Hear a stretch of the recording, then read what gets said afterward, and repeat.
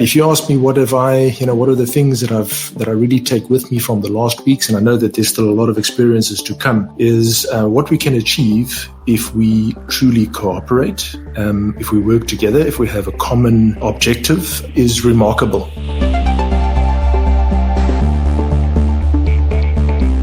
Hi everyone, welcome to Let's Talk Mercedes, the podcast by Mercedes-Benz. This is all about exciting topics like mobility, innovation, technology, and much more. To open up new perspectives and to gain deeper insights, we meet experts from inside Mercedes-Benz and experts from all over the world. My name is Sarah Elsser, I'm your host, and I'm looking forward to discovering the latest news and trends with you. So thank you for listening, and now let's talk Mercedes. When it comes to mobility and technology, all eyes have always been on China, and now even more so in the current situation. What we can learn about production, work routine and life in general, that's what we're talking about in this very first episode of Let's Talk Mercedes with the president and CEO of BBAC, Arno van der Merwe. Welcome, Arno, and hi to China. Hi, Sarah. Great to be here. Great to join you today and to share our experiences and what we have learned over the last weeks. Yeah, we're excited about that conversation. But before we talk about the current situation in China and how you managed the restart of the production and how you and your team experienced the corona crisis, let me quickly summarize what BBAC is. It is a joint venture between Daimler and BAIC Motor, and it's one of the largest production facilities of Mercedes-Benz passenger cars within the global production network of Daimler AG. Well, everyone can see an important role within the group, obviously. All the more, Arno, thanks for taking time for doing this podcast. First and most important question, how are you? We're good. I'm good. Life in China has been very exciting over the last weeks. Life in China is always exciting. It's always wonderful what one can experience here, but certainly, with the difficulties and challenges that we've all experienced over the last weeks, very exciting times. But I'm good, family's good, And your team is good. I had the chance to see them in a Skype call right before, so they're really smiling right now. Arno, we're not only talking about relevant topics with our guests, we also want to get to know them a little bit better. So we have a little challenge in every podcast episode for our guest. I'm going to start a sentence now, and I'd like you to finish it. Are you ready for that game? Oh, we love challenges. All right. Firstly, the most important thing I've learned during the corona crisis is? The power of unity. So can you explain it a little bit more? So there's actually, I've been 3 years in China now, so many things, what one could experience and what I've learned over the last 3 years. One of the things that you learn is, we learn the language, we learn a little bit more about how China works, about different expectations. And the Chinese word is tuanjie. So this is the word unity. But it's a very broad concept. It talks about deep collaboration. It talks about strong cooperation. And if you ask me what are the things that I really take with me from the last weeks, and I know that there's still a lot of experiences to come, is what we can achieve if we truly cooperate, if we work together, if we have a common objective, is remarkable. Yeah, let's see how the story of all the other countries will continue and will be rewritten. Next line. What I really miss about normal life, so the old normal life, is? I miss traveling. It has been a big change, and I think for many people, something to really get used to, not to be able to travel freely. And I would imagine that's something that is shared amongst many, many people globally. And it brings you into a new form of thinking, really. Also about your connections, about the way you work, about the way you socialize. So if you just say to me, what do I miss and what am I looking forward to? Traveling. Yeah, that's a good one. I miss it also. And I'm recognizing right now that we took everything for granted, that there's mobility every time, everywhere. And we took that for granted. So a new situation. I'm totally with you. Thirdly, Arno, and I'm very curious about your answer to that question. During the lockdown, I did something which I'd never done before, and that was...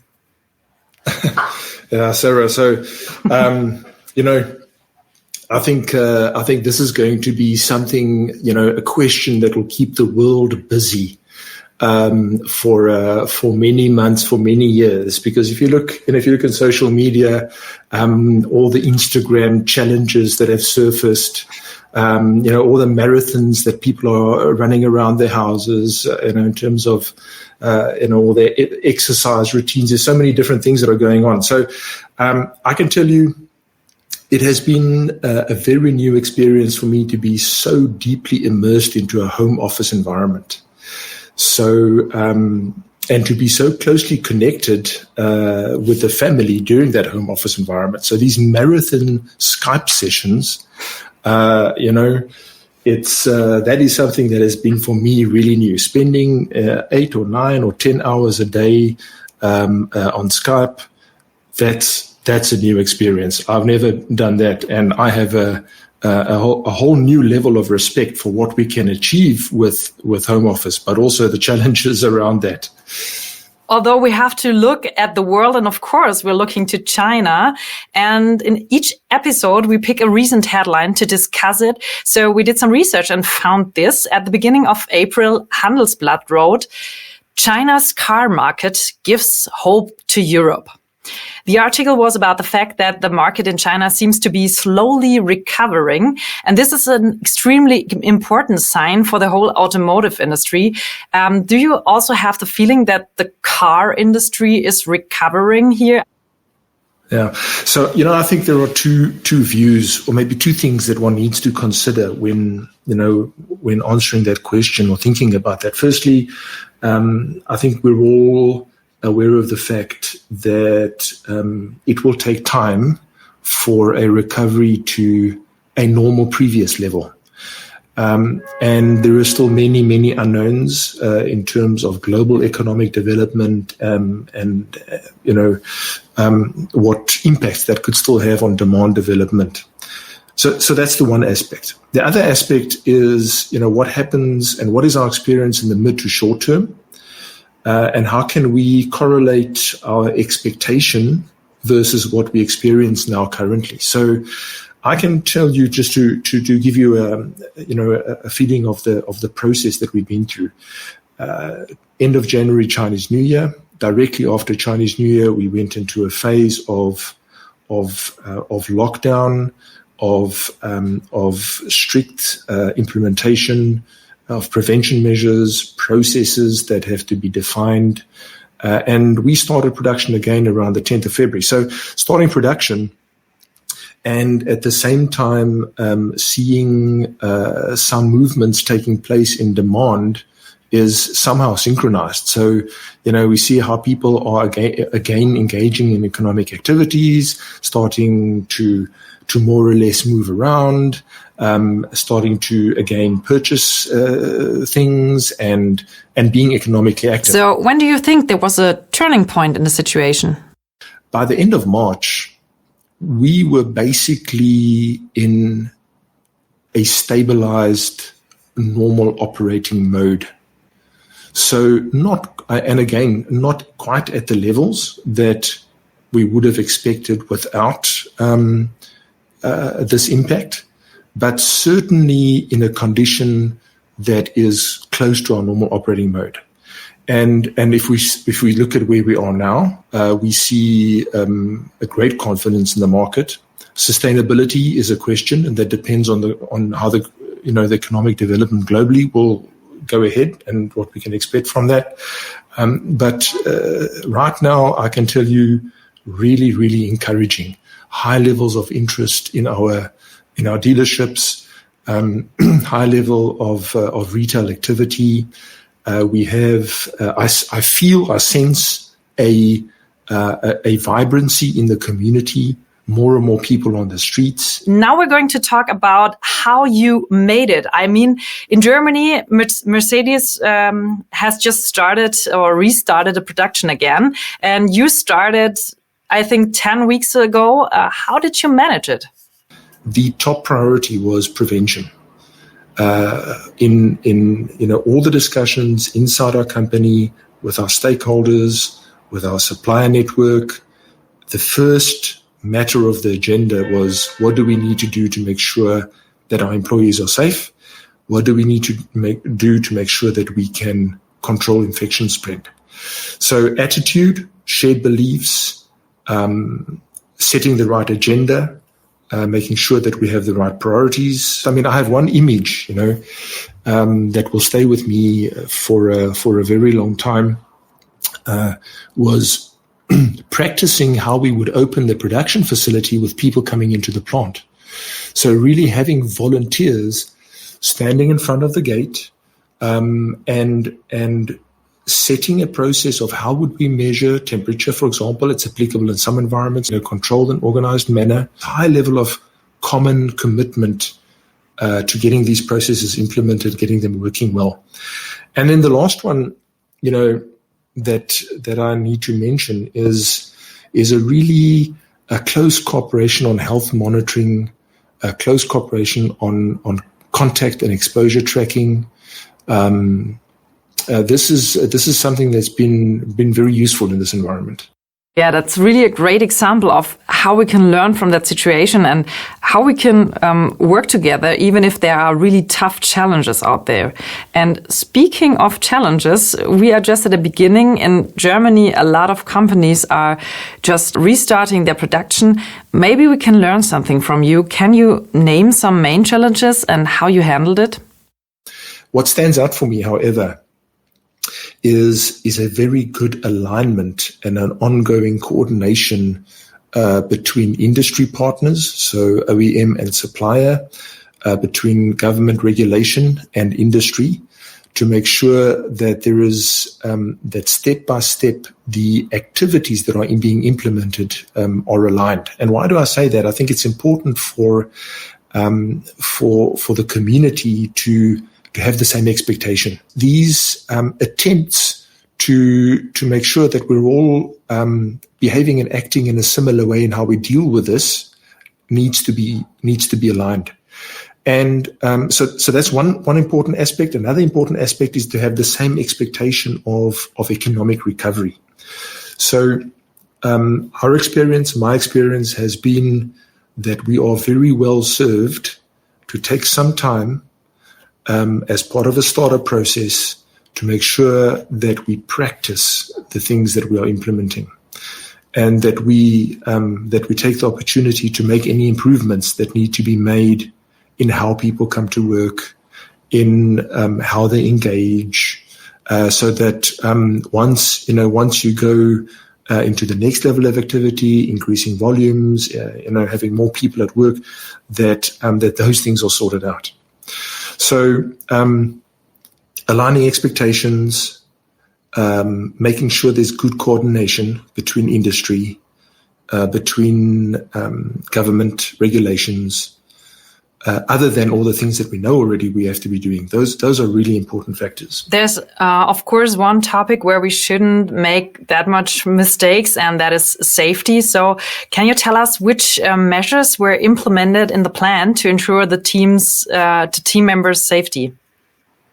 Yeah. So, like I said, we really made sure that we took this time during the shutdown period to define all the processes that we have to define for a safe restart. The first response is always to say, let's focus on how do we get back to work. But you have to turn that around. You have to first focus on how are you safe.